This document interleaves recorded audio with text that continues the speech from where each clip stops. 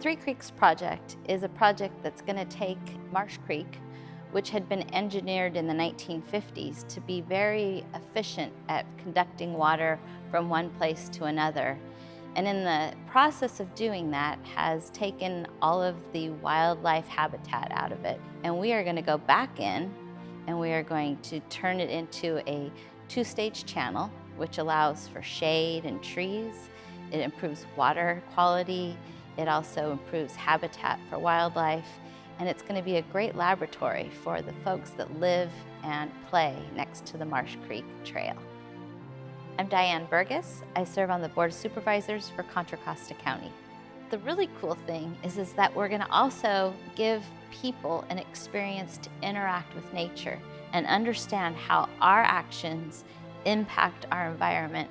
We're also creating more environmental activists, people that care and will modify their behavior and teach each other how to do it better.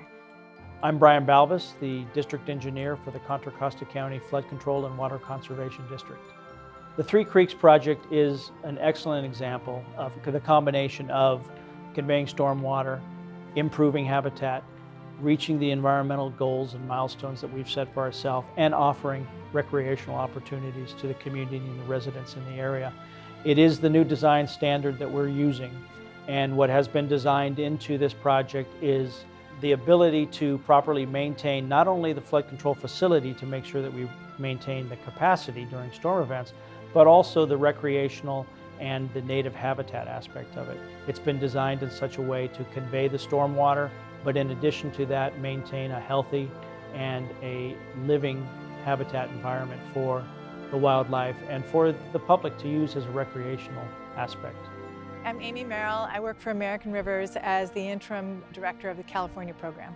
Winter and the next spring, we will be planting all kinds of native vegetation here. It's already being coated with seeds of native grasses as well as native forbs like the well-known California poppy, but lots of others as well.